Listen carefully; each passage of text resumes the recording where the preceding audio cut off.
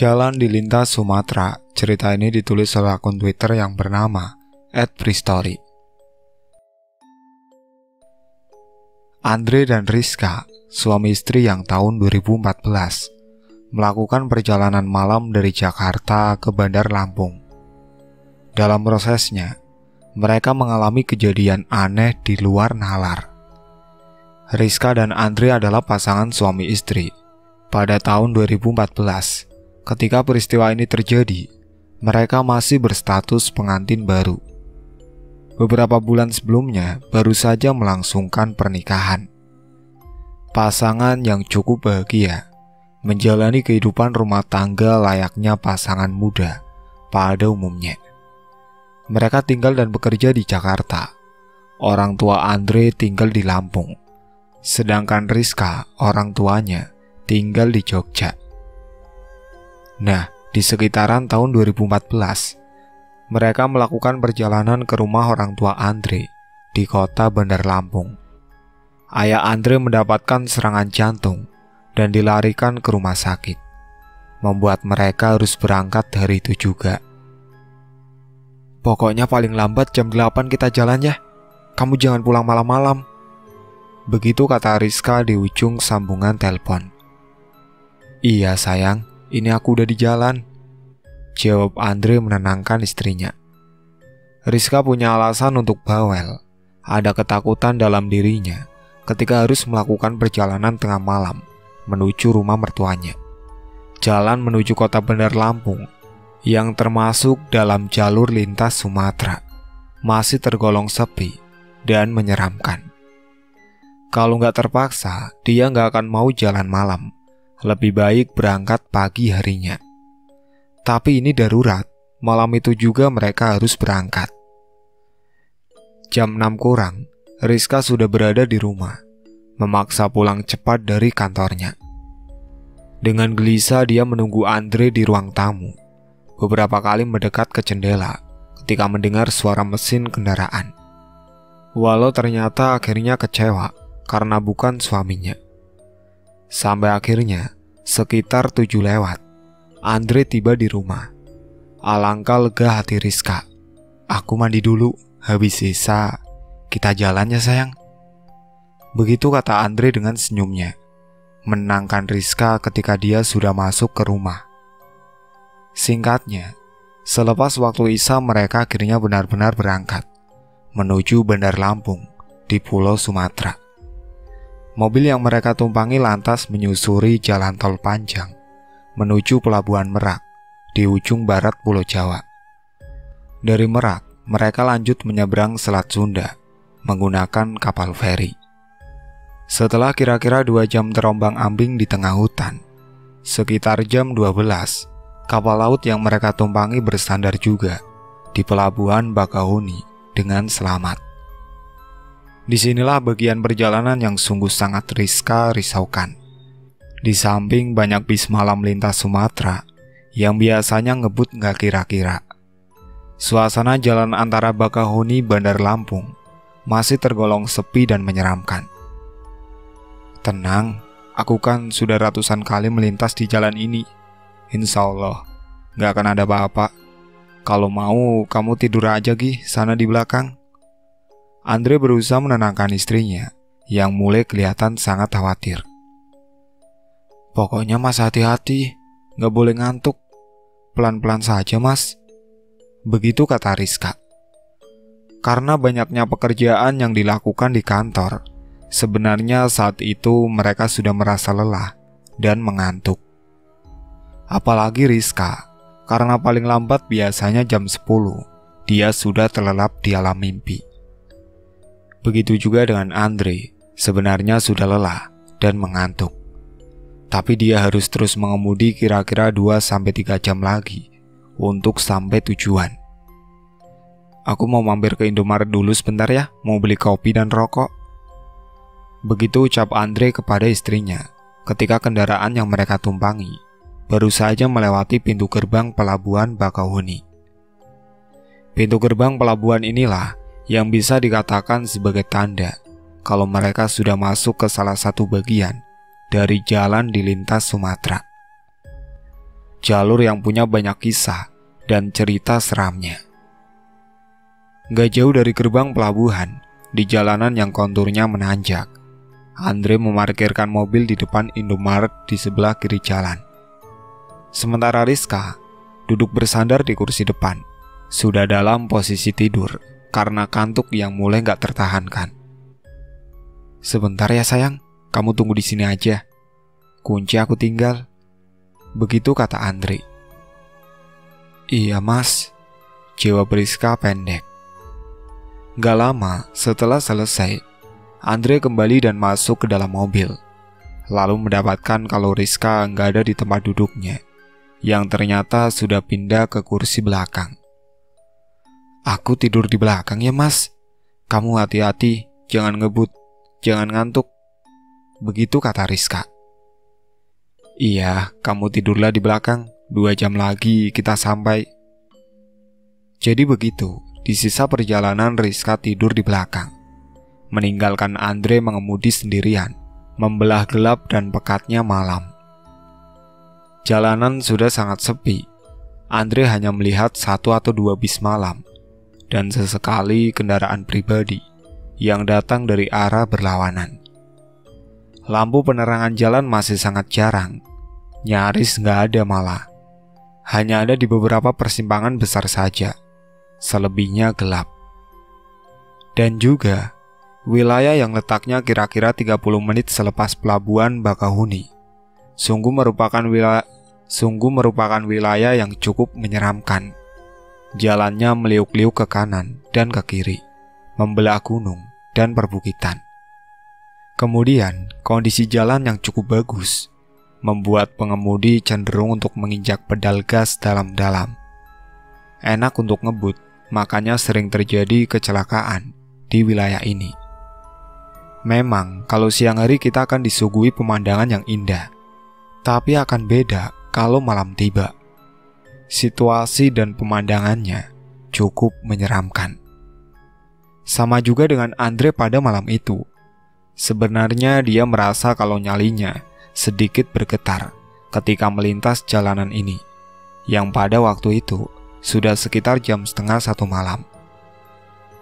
Terus memaksa mata untuk fokus melihat depan, berkonsentrasi mengemudikan kendaraan, membelah hutan dan gunung di daerah Lampung Selatan. Beberapa saat kemudian, gerimis hujan tiba-tiba turun, semakin menambah syahdu suasana. Beberapa kali Andre mengusap wajah dengan tangan. Itulah salah satu cara dia untuk mengusir kantuk. Air hujan benar-benar membuat jarak pandang semakin pendek. Hal inilah yang membuat Andre terpaksa mengemudikan kendaraan, jadi nggak terlalu cepat. Sampai akhirnya, ketika sudah hampir jam 1 tengah malam, mereka sampai di batas kota Kalianda. Menurut Andre, kalau sudah sampai kota ini, berarti berakhir jalan yang keadaannya cukup menyeramkan tadi. Selebihnya kondisi jalan jarang ada yang meliuk-liuk dan tikungan tajam. Namun memang tetap saja sepi karena sudah tengah malam. "Mas, aku pingin pipis. Kalau ada pom bensin berhenti dulu ya. Sudah nggak tahan ini." Suara Rizka mengagetkan Andre, membuyarkan lamunannya. "Iya sayang, nanti aku mampir kalau ada pom bensin ya." Cukup lega Andre mendengar permintaan dari istrinya, karena sebenarnya dia juga ingin beristirahat sejenak. Gak lama kemudian, beberapa belas menit dari Kalianda, di kejauhan Andre melihat lampu menyala dengan gambar khas lambang Pertamina, pertanda kalau itu adalah pom bensin. Kemudian Andre bersiap-siap untuk menepi dan memasukinya. Benar dugaannya, itu adalah pom bensin. Pom bensin yang cukup luas dan bersih. Pom ini juga sudah sangat sepi. Hanya beberapa kendaraan kecil saja yang terlihat mengisi bahan bakar. Di dalam, Andre mengarahkan kendaraan ke tempat paling pojok, dekat dengan pintu keluar, tempat di mana toilet berada. Tempat di mana toilet berada ini, keadaannya sangat gelap. Ditambah hujan yang terus saja turun, membuatnya semakin gelap gulita. "Sayang, bangun. Udah di pom bensin nih," ucap Andre, membangunkan sang istri. "Di sebelah mana toiletnya, Mas?" Sambil ngucek-ngucek mata, Rizka melihat sekeliling. "Tuh pintunya, dekat kan?" jawab Andre sambil menunjuk ke toilet yang letaknya ada di belakang kendaraan mereka. "Perlu aku antar nggak?" tanya Andre.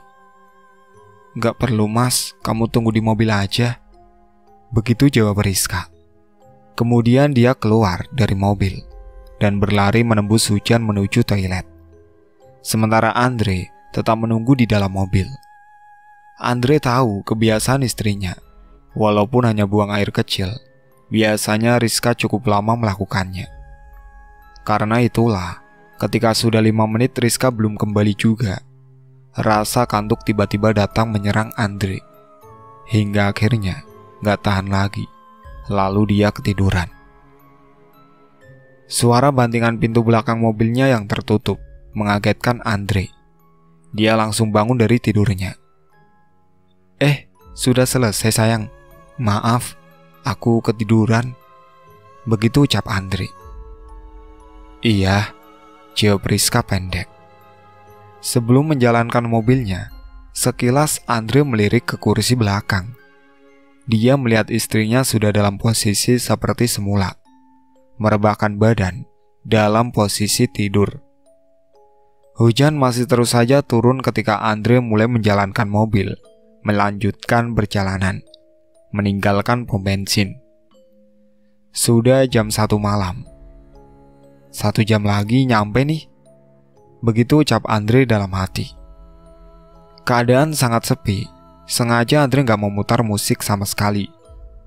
Dia gak mau tidur istrinya terganggu. Senyapnya sangat dalam. Hanya suara rintik hujan dan deru mesin mobil yang terdengar. Di saat inilah Andre mulai merasakan ada sedikit keanehan. Ada yang aneh. Indra penciuman Andre menangkap wangi yang sungguh beda. Ada wangi aneh yang tercium, dan dia sangat yakin kalau itu bukan parfum yang biasa dipakai oleh Rizka. Sebenarnya Andre sangat penasaran, ingin sekali menanyakan hal ini kepada Rizka. Tapi dia mengurungkan niat, gak mau mengganggu istrinya yang masih kelihatan tertidur sangat terlelap di kursi belakang. Beberapa kali juga dia melirik kaca spion untuk mengetahui situasi di belakang. Masih belum kelihatan kalau Rizka sudah bangun dari tidurnya.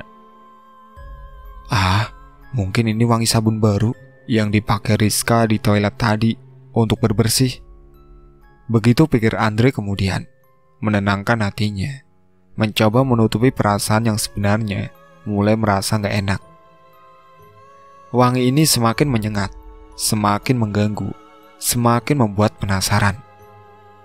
Perasaan Andre semakin gak enak. Ini benar ada yang aneh. Dia yakin itu.